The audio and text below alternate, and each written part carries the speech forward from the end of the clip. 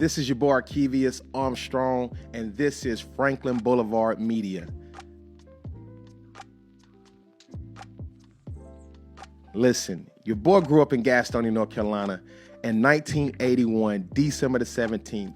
And what I can recall about the gas house, yes, listen, I remember the days when we gave it that name in the early 90s. Man, those times were fun, but bittersweet. I can remember a lot of the traumatic issues and experience that I encountered as a little boy. You know, through elementary, I didn't have that experience where I had friends where I grew up half of my childhood life. I bounced around a lot.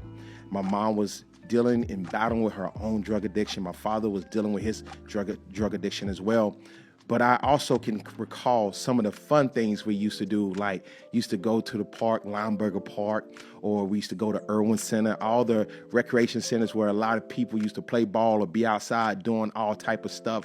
I can remember those things, but my childhood experience in Gastonia, North Carolina was a challenging one. It was an experience that I can recall very vividly. You know, as a kid who struggled with his speech impediment, who battled with social anxiety and withdrew himself from a lot of social experiences because of the things that I struggled with and I was battling with.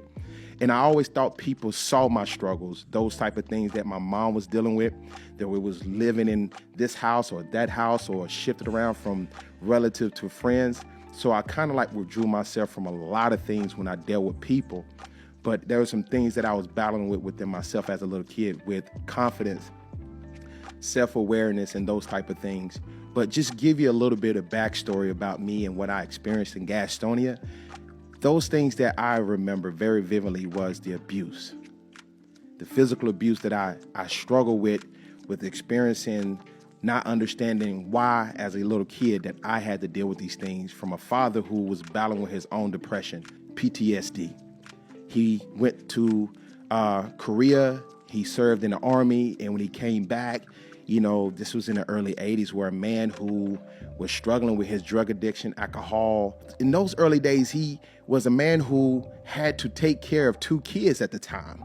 You know, at the time, I was a young boy, about 5 or 6 years old, and I had a baby sister around 4 years old, and, you know, left in a position to take care of kids while he was trying to discover who he was as a man. But at the same time, you were asked, like, where was the mother? My mom was also battling with her drug addiction. So as a kid, I experienced a lot of issues when it came to love and when it came to guidance and structure. I didn't have that. So I don't have that love story like so many people have. But I can recall that when I saw my friends who had those opportunities to have a father and a mother in the household, I wanted that. I yearned for it. And I was crazy because I can recall the same friends that I yearned to be in their shoes. They wanted to be in my shoes. They wanted to have that freedom to make their own decision and choices.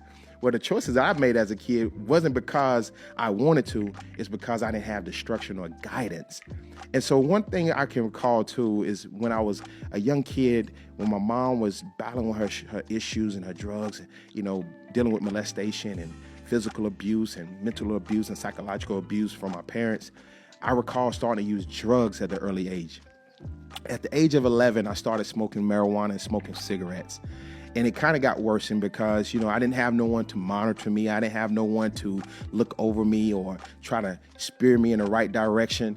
And I recall starting to use drugs even more often to cope with a lot of my problems, a lot of my depression as an early age. And, you know, and I remember at 13 years old, I started messing with marijuana and cocaine and alcohol. And yes, I used to be in the 5th and 6th grade going to school, intoxicated, high off crazy stuff. Ryan Elementary, I can recall very vividly, I used to go to school high or maybe sometimes drunk and hungover in the 5th and 6th grade. And a lot of people who are in Gastonia remember those days, you know, and, you know, and not understanding the damage and the trauma that I was causing to myself. And, you know, it got worse. You know, I started using drugs and started selling drugs at 12 and 13 years old. And one of the most dramatic issues happened at my life at 13 years old. I was facing 24 years to life. You know, and this time I always tell people that, you know, we have to understand the trauma that we pass down to our kids subconsciously or directly or indirectly. And I remember with my mom battling her drug addiction, my father battling with his drug addiction, I didn't have that stability. So I was only guaranteed to pick up some of the habits that I was around. And it was around gun violence, drug activity, drug selling, DSS, all of these type of things. So I didn't have that opportunity where I played sports and I have, my mom, she worked 2 jobs, my father worked 2 jobs, and me and my sister, we did our chores. No, that's not my story. My story is one of the stories that you look at some of the young people today and you ask, where is it going wrong at? What can we do to help? That was the young me. And so one of the things that I can recall when we was growing up, you had so many great people doing great things around us in Gastonia, but it just wasn't in my household. I had an opportunity to meet some amazing people like Sleepy Floyd when I was young. I remember when they had the Boogie Crank festivals. I remember the Boys and Girls Club. There was a lot of great people who was in positions to help the young Arcavians, but I didn't have that structure that helped me or allowed me to be in these positions like play organized sports. I didn't play football. I didn't play basketball. I was around drug dealers. I was around those who we saw shoot up drugs, smoke dope, or ran the streets. You heard gunshots at night. That was something that I experienced as a young kid. And so I adopted that. The people that I looked up to wasn't people who played sports. It wasn't educators. I didn't have people in my family that can say, hey, you're going to go to school and you're going to graduate, you're going to be something. No, the whole ultimate goal in my household was survival. Worrying about how you're going to eat the next day. Those type of experiences that I had to encounter where we didn't have running hot water sometimes. We didn't have lights in the house sometimes. So me escaping going to school was an escape for me to provide shelter, I felt like some type of love and some type of guidance from teachers, some teachers who catered to me, who saw some of the challenges that I was experiencing. They took me up under their wing, but they knew it was only a limit to the things that they could do at that time. And so one thing that I can recall that, education for me was a struggle. I told you I had a speech impediment and I struggled with talking. So I oftentimes shut down. I wouldn't talk. It's crazy because a lot of people, like I had somebody called me yesterday and, very well person known in Gastonia who grew up with me. And they was like, bro, every time I listen to your videos, I'm always in shock. How you articulate yourself and how you speak and how you're traveling and doing so many great things. But you was that kid that shut down or was disconnected from people in the classroom. And I recall those things because I was ashamed. I battled with depression. I was a kid who battled with his self-esteem because I didn't have the latest clothes or the latest shoes or, I knew my living conditions back home. I only came to school not to learn, but to have 2 free meals. And those type of things that I was struggling with because I thought people who knew me, they knew where I come from. They knew my situation. So I didn't want to bring no attention on myself. And so a lot of things that I would do to escape from learning was to act out.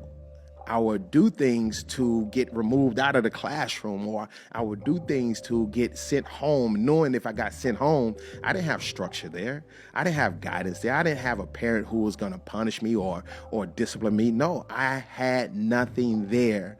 So I knew that was my escape. When teachers challenged me, I buckled, I folded, I escaped. And so I felt like education for me wasn't something that I wanted to take on. So I wanted to be what I saw every single day, and that was be a part of the streets, be a part of the drugs activity and all the things that I witnessed. And so, I got up under those who I felt like was older, those who I can learn from. And trust me, it wasn't the best. You have people who get up under people who, as far as sports and educators, I got up under drug dealers. All these people who was doing these type of illegal activities, I was inspired by that. But fast forwarding, who I am today, and it's crazy because a lot of people ask, like, what happened?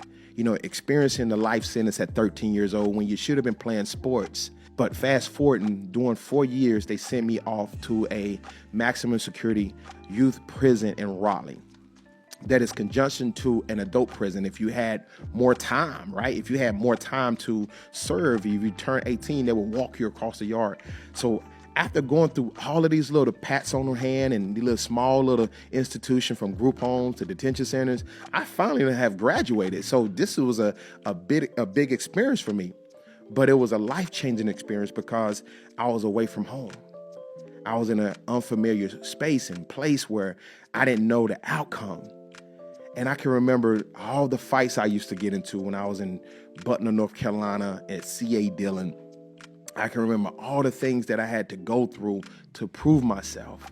And I remember coming home at 17 years old, no structure, no guidance, no plan, no resources, only put back in the same environment around the same thing that I've always experienced, hoping and praying for a different outcome.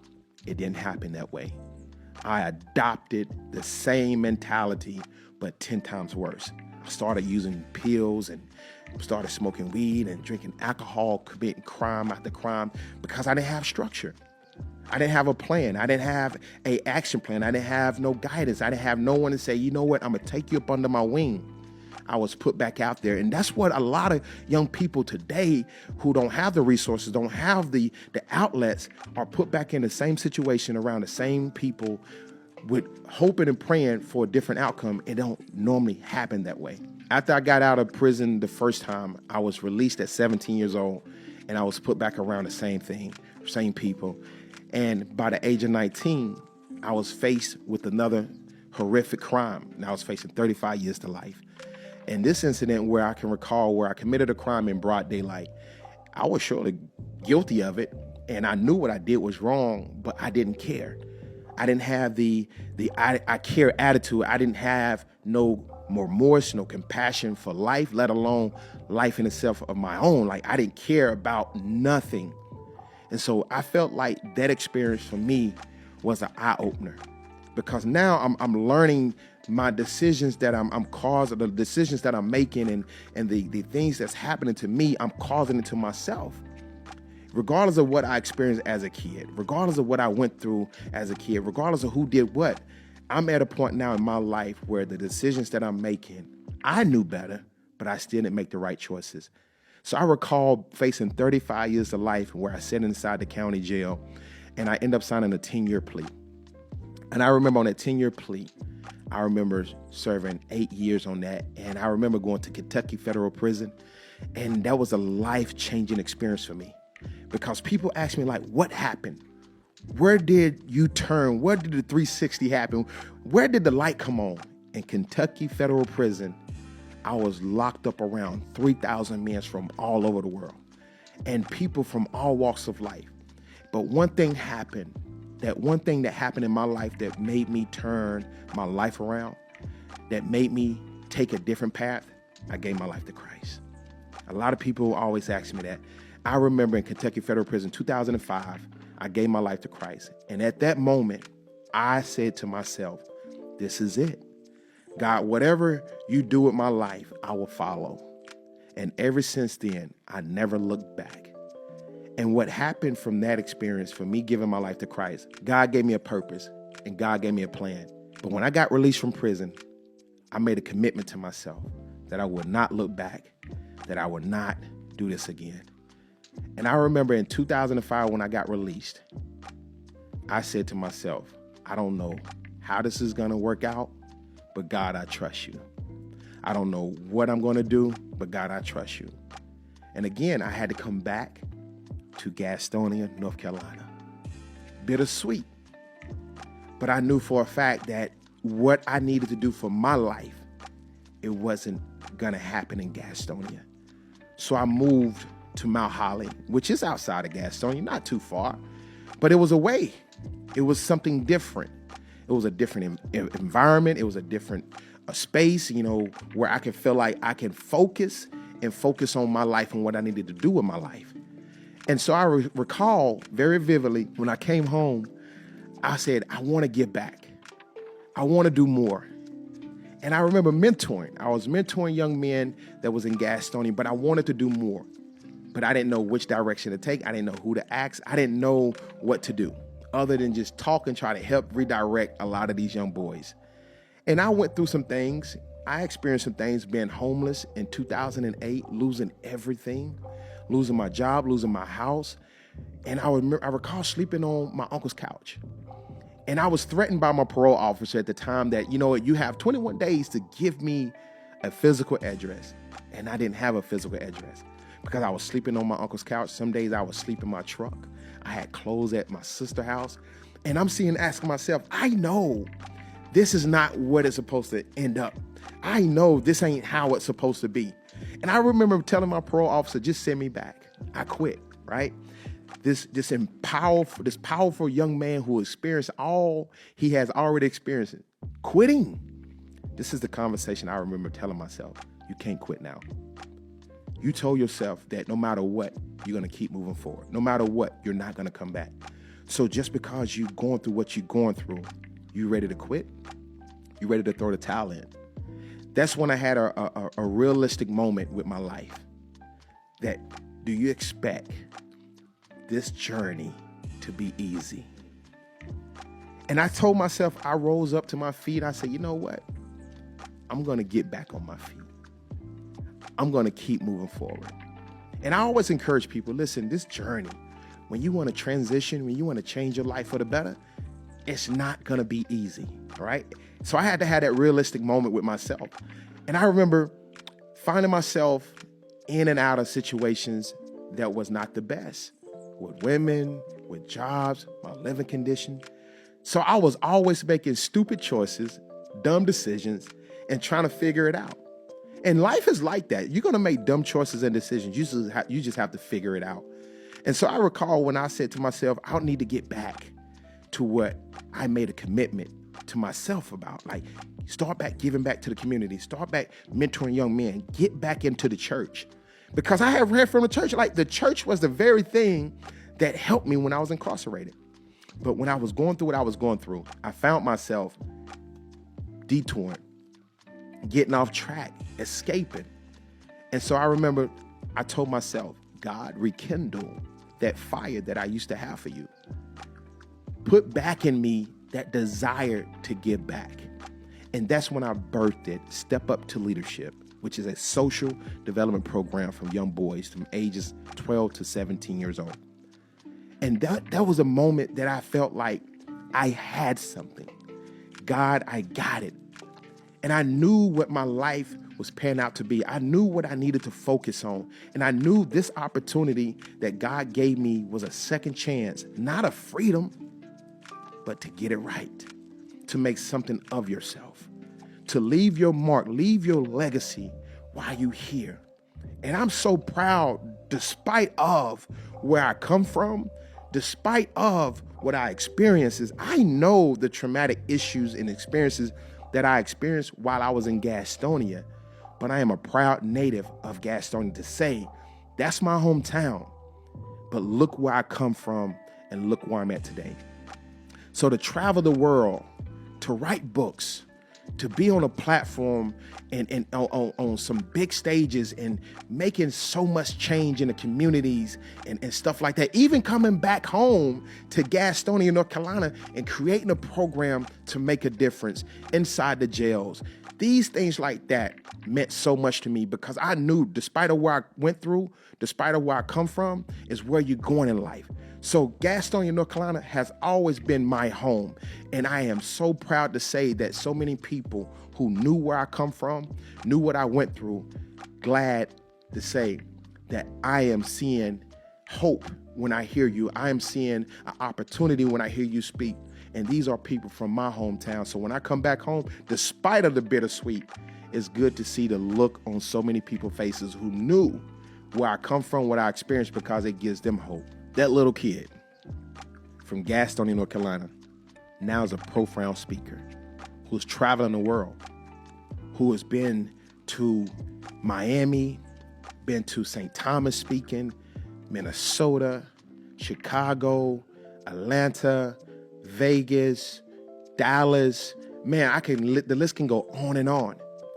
To be able to come from where he come from and to have opportunities to stand on a stage and use a voice that I used to be afraid to use, to articulate myself in a way that I was afraid to speak up, to sit at tables and in rooms with multimillionaires who can make big choices and decisions, and allow them to give me opportunities to be in a room and at a table where they sit to make decisions. That ain't nothing but God. But to understand, to all of my people, despite of what you go through, despite of where you come from, Gastonia is my home. So I am proud to say that regardless of what I went through, look who I became. Look what I am doing now. Despite of what happened, look what is happening in my life now. So I've always encouraged people from my own town, if you want to know what change look like, look at me, because I am you. And you can be me and even better. To see my hometown grow, you just have to adopt and to become accustomed with change. And I wish a lot of people understand that it's happening regardless if you like it or not. It's happening even if you're a part of it or if you're not. But I want you to understand, if change is happening around you, don't evacuate, be a part of change. And so when I ride down Franklin Boulevard, I see all the businesses. When I go downtown, I see all the businesses from big to small. Change is happening.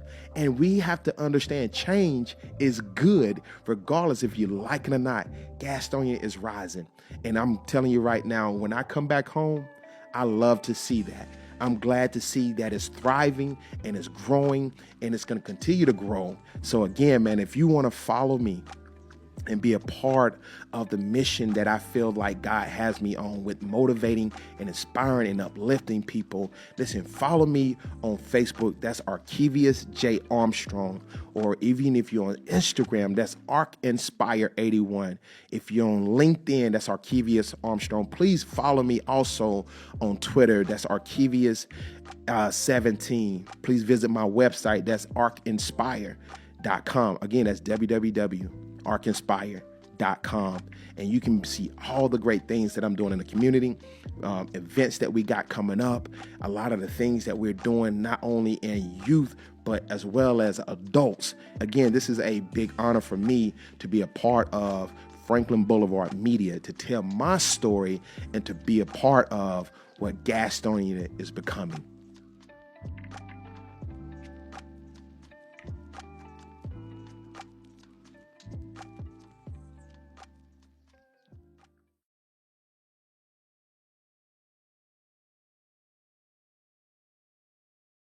Experiencing death in the family is hard for a lot of people. But this experience that my father ended up losing his life in 2002, it was hard for me to swallow that pill because I didn't have no emotions attached to him. I didn't have any feelings attached to him. But where I hurt the most at, to see my baby sister who had a relationship with a father. And those type of things only happened because of the experiences that I experienced with a man who I truly looked up to, but also I feared. It wasn't until later I realized that this man only did what he could, only could become what he saw. And as a father, I was realizing at the time, as a little boy, I was looking up to a man who had battled with so much depression, emotional trauma, physical trauma from his own father. So I recall a lot of the physical abuse, mental abuse, psychological abuse from a man who I looked up to. And it's sad to say that he never got the opportunity to see how his son turned out. But I also take the time out to say that my mom, who is still living today, I forgave her. All the things that I experienced as a little boy, all the trauma that I experienced, I held on to it. I used it to keep her and I disconnected. I used it to keep her and I distant because I wanted her to hurt. I wanted her to feel the pain that I felt. But I realized that wasn't something that I needed to hold on to. Given the opportunity to be in the shoes, to inspire people, change lives, motivate people, help people change their lives, and all of these things, and you holding on to this bitter, this hurt, this trauma. I remember at 36 years old, I apologized. I forgave her, not for her, but for me. I needed to heal. I needed to heal, but in order to heal, I needed to forgive. All of those things that happened to me as a little boy happened to me. It's okay to hurt, but it's not okay to hold on to it.